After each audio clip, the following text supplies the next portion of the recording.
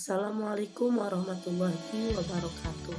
Perkenalkan, nama saya Najah Kuimah, mahasiswa Universitas Terbuka jurusan PGSD.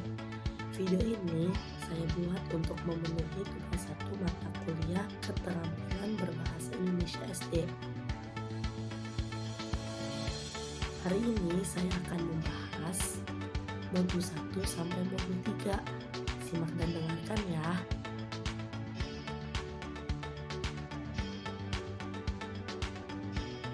Oke, perlu kita ketahui keterampilan berbahasa ada 4 aspek, yaitu keterampilan menyimak, berbicara, membaca, dan menulis. Menyimak dan membaca merupakan aspek reseptif, sementara berbicara dan menulis merupakan aspek produktif. Dalam aktivitas berbicara, si pengirim pesan mengirimkan pesan dengan menggunakan bahasa lisan. Sementara dalam menyimak, si penerima pesan berupaya memberi makna terhadap bahasa lisan yang disampaikan si penyampainya. Dalam kegiatan nulis, si pengirim pesan mengirimkan pesan dengan menggunakan bahasa tulis. Di pihak lain, dalam membaca, si penerima pesan berupaya memberi makna terhadap bahasa tulis yang disampaikan penulisnya. Manfaat keterampilan berbahasa. Keterampilan berbahasa bermanfaat dalam melakukan interaksi komunikasi dalam masyarakat. Banyak profesi dalam kehidupan bermasyarakat yang keberhasilannya antara lain bergantung pada tingkat keterampilan berbahasa yang dimilikinya. Misalnya, profesi sebagai manajer, jaksa, pengacara, guru, penyiar, dai, wartawan, dan lain-lain. Aspek keterampilan berbahasa. 1. Mendengarkan atau menyimak. 2. Berbicara. 3. Membaca. 4. Menulis. Pada aspek mendengarkan atau menyimak berbeda dengan mendengar. Contohnya ya, pada kegiatan mendengar tidak tercakup unsur kesengajaan, konsentrasi, ataupun pemahaman. Sedangkan pada kegiatan mendengarkan atau menyimak tercakup unsur kesengajaan dengan penuh perhatian dan konsentrasi untuk memperoleh pemahaman yang memadai. Selanjutnya, ada 2 jenis situasi dalam mendengarkan, yaitu situasi mendengarkan secara interaktif dan situasi mendengarkan secara non-interaktif. Mendengarkan secara interaktif terjadi dalam percakapan tatap muka dan percakapan di telepon atau yang sejenis dengan itu. Dalam mendengarkan jenis ini, kita secara bergantian melakukan aktivitas mendengarkan dan berbicara. Oleh karena itu, kita memiliki kesempatan untuk bertanya guna memperoleh penjelasan, meminta lawan bicara mengulang apa yang diucapkan olehnya, atau mungkin memintanya berbicara agak lebih lambat. Contoh-contoh situasi mendengarkan non-interaktif, yaitu mendengarkan radio, TV, film, khutbah, atau mendengarkan dalam acara-acara seremonial. Dalam situasi mendengarkan non-interaktif tersebut, kita tidak dapat meminta penjelasan dari pembicara, tidak bisa meminta pembicara mengulang apa yang diucapkan, dan tidak bisa meminta pembicara diperlambat. Selanjutnya ada aspek berbicara. Dalam keterampilan berbicara dikenal 3 jenis situasi berbicara, yaitu interaktif, semi-interaktif, dan non-interaktif. Situasi berbicara interaktif misalnya terjadi pada percakapan secara tatap muka dan berbicara melalui telepon. Kegiatan berbicara dalam situasi interaktif ini memungkinkan adanya pergantian peran atau aktivitas antara berbicara dan mendengarkan. Di samping itu, situasi interaktif ini memungkinkan para pelaku komunikasi untuk meminta klarifikasi, pengulangan kata atau kalimat, atau meminta lawan bicara untuk memperlambat tempo bicara, dan lain-lain. Kegiatan berbicara dalam situasi interaktif ini dilakukan secara tatap muka langsung, bersifat dua arah atau bahkan multi arah. Kemudian ada pola situasi berbicara yang tergolong semi interaktif. Misalnya dalam berpidato di hadapan umum, kampanye, khutbah atau ceramah, dan lain-lain, baik yang dilakukan melalui tatap muka secara langsung namun berlangsung secara satu arah. Dalam situasi ini, audiens memang tidak dapat melakukan interupsi terhadap pembicaraan, namun pembicara dapat melihat reaksi pendengar dari ekspresi wajah dan bahasa tubuh mereka. Beberapa situasi berbicara dapat dikatakan betul-betul bersifat non-interaktif, jika pembicaraan dilakukan secara satu arah dan tidak melalui tatap muka. Misalnya berpidato melalui radio atau televisi, pidato kenegaraan yang disampaikan melalui siaran televisi atau radio termasuk ke dalam jenis ini. Aspek keterampilan membaca. Keterampilan membaca tergolong keterampilan yang bersifat aktif reseptif. Aktivitas membaca dapat dikembangkan secara tersendiri, terpisah dari keterampilan mendengarkan dan berbicara. Keterampilan membaca terbagi ke dalam dua klasifikasi, yakni membaca permulaan dan membaca lanjutan. Kemampuan membaca permulaan ditandai oleh kemampuan melek huruf. Sementara pada membaca lanjut, kemampuan membaca ditandai oleh melek wacana. Pada aspek selanjutnya, ada keterampilan menulis. Keterampilan menulis merupakan keterampilan yang bersifat aktif produktif. Keterampilan ini dipandang menduduki hierarki yang paling rumit dan kompleks di antara jenis-jenis keterampilan berbahasa lainnya. Sama seperti halnya dengan keterampilan membaca, keterampilan menulis pun dapat diklasifikasikan ke dalam dua kategori, yakni menulis permulaan dan menulis lanjutan. Menulis permulaan sesungguhnya identik dengan melukis gambar. Pada fase ini, si penulis tidak menuangkan ide atau gagasan, melainkan hanya sekedar melukis atau menyalin gambar atau lambang bunyi bahasa ke dalam wujud lambang-lambang tertulis. Kegiatan menulis yang sesungguhnya merupakan aktivitas curah ide, curah gagasan yang dinyatakan secara tertulis melalui bahasa tulis. Keterkaitan antara aspek keterampilan berbahasa. Untuk melihat keterkaitan antara aspek keterampilan berbahasa dalam kegiatan berkomunikasi, kita perlu memperhatikan hubungan di antara jenis-jenis keterampilan berbahasa. Dengan menyimak. Menurut Brooks, dalam Tarigan 1994, berbicara dan mendengarkan merupakan kegiatan komunikasi dua arah yang bersifat langsung.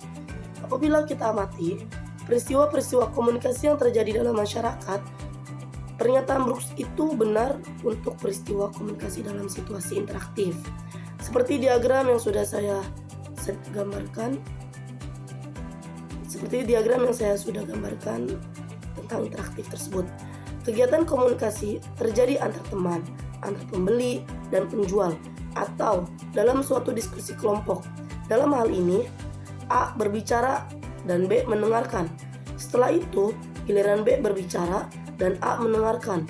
Namun, ada pula dalam suatu konteks komunikasi itu terjadi dalam situasi non-interaktif, yaitu satu pihak saja yang berbicara dan pihak lain hanya mendengarkan. Berikut diagram yang telah saya gambarkan pada diagram non-interaktif. Contoh komunikasi non-interaktif.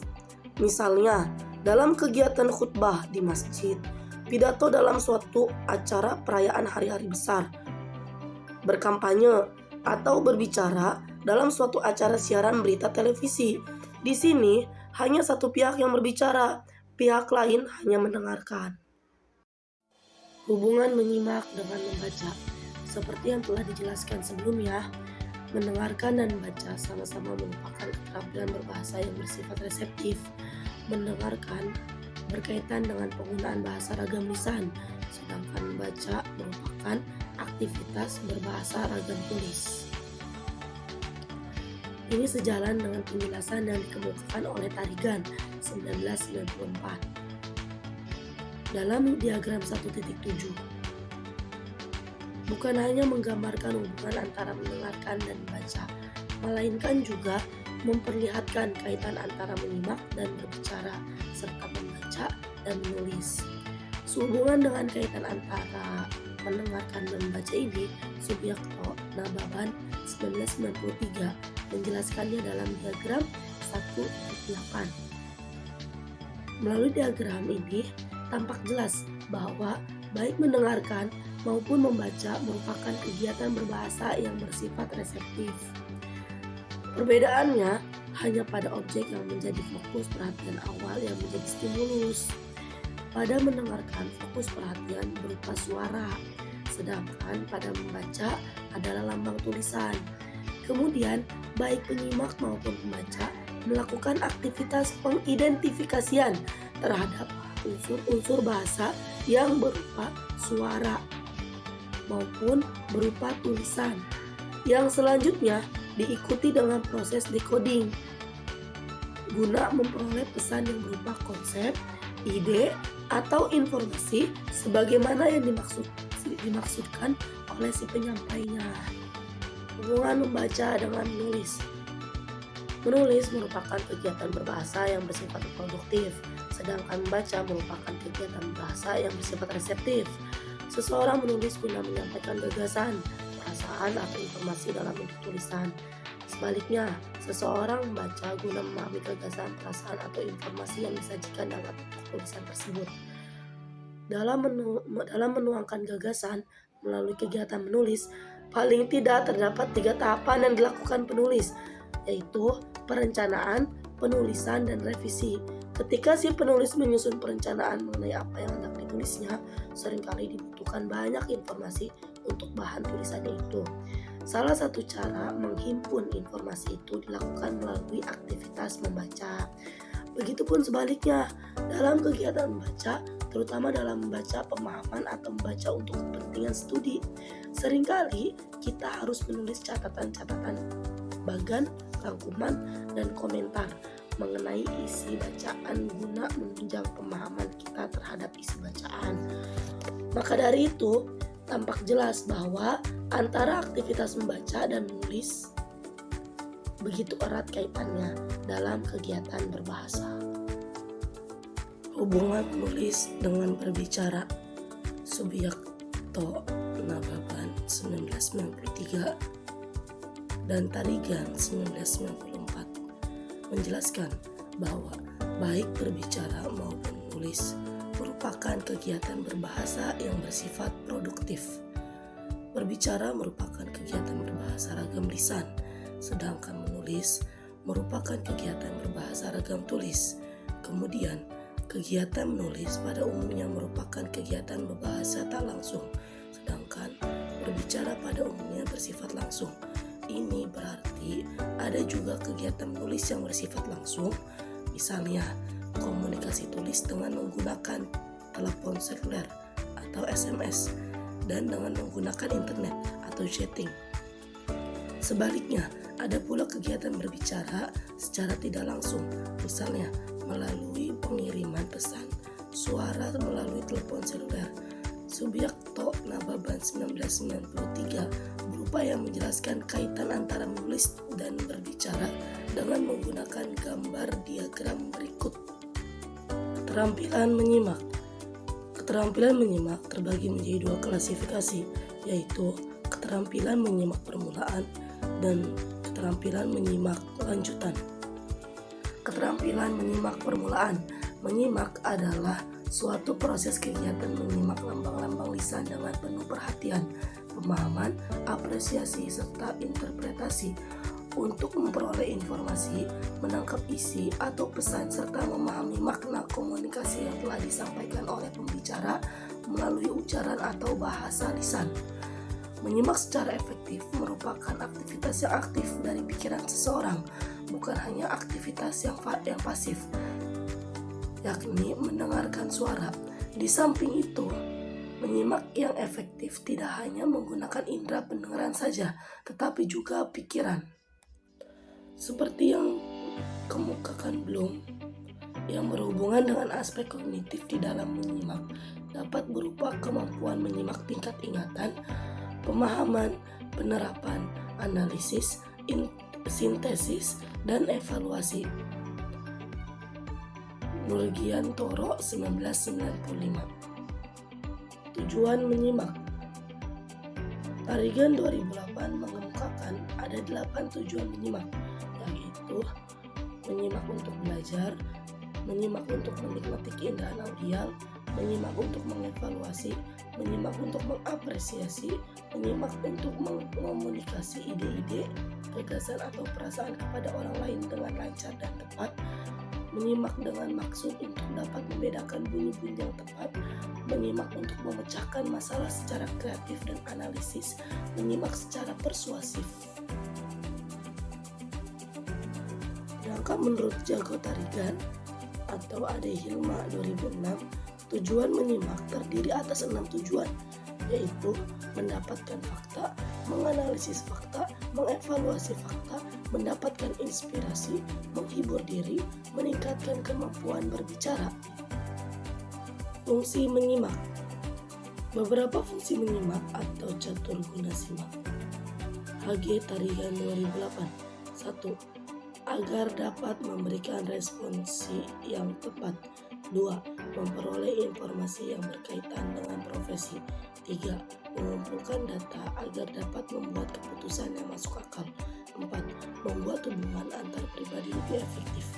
Dengan demikian, pembelajaran menyimak di kelas rendah berfungsi sebagai upaya untuk 1.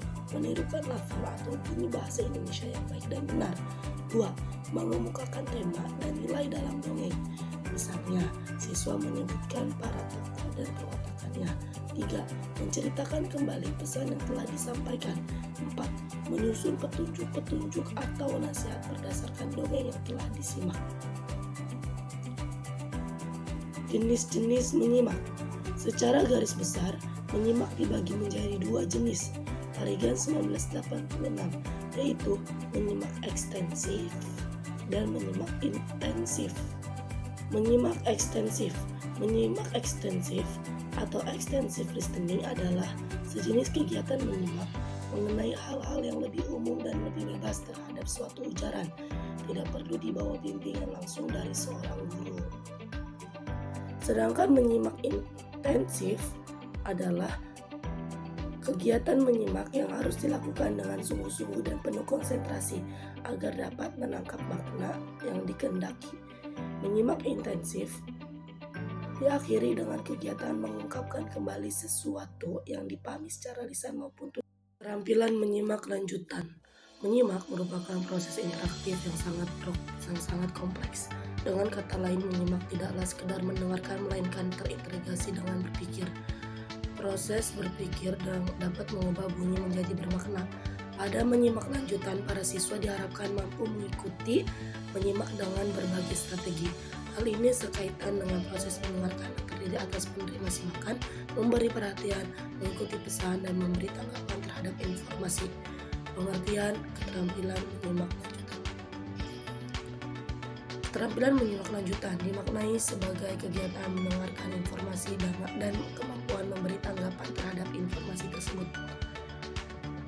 Kemampuan menyimak itu dipengaruhi oleh beberapa hal.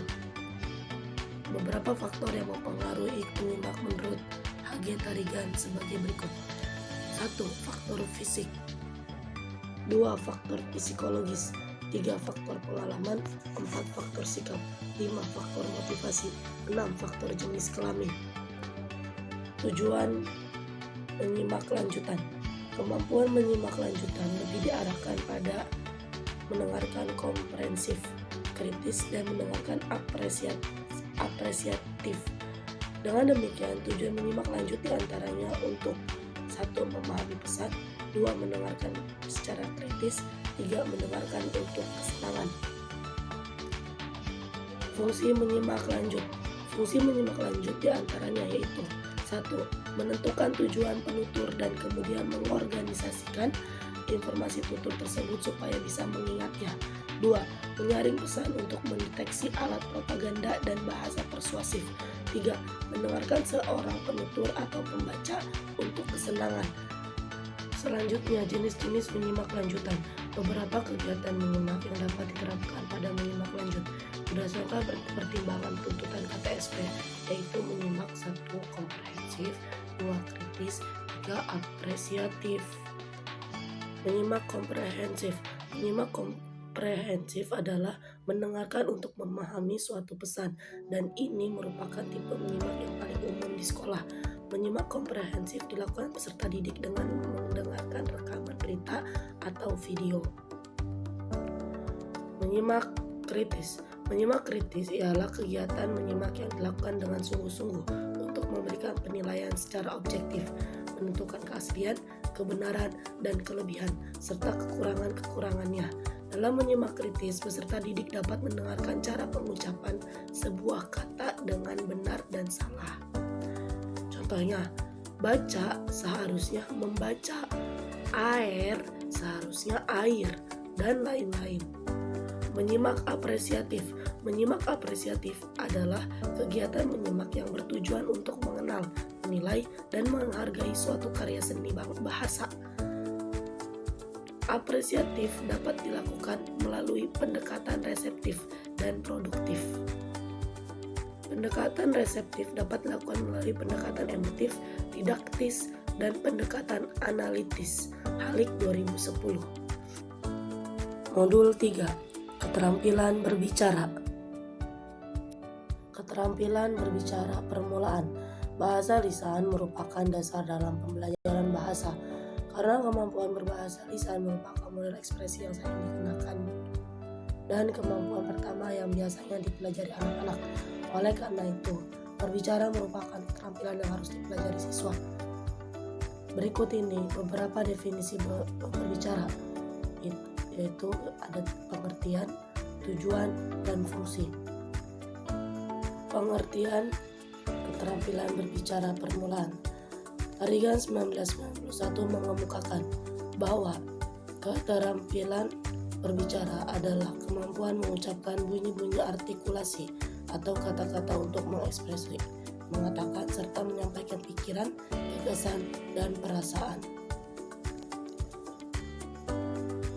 Sejalan dengan pendapat yang tadi, Jago Tarigan 1990 menyatakan bahwa berbicara adalah keterampilan menyampaikan pesan melalui bahasa lisan.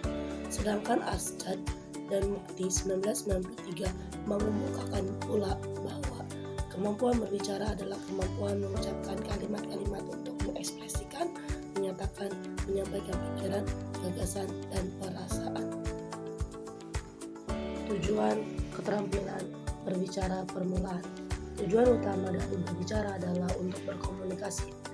Tujuan umum berbicara menurut Jago Tarigan 1990 terdapat 5 golongan, yaitu 1. Menghibur, 2. Menginformasikan, 3. Menstimulasi, 4. Menggerakkan.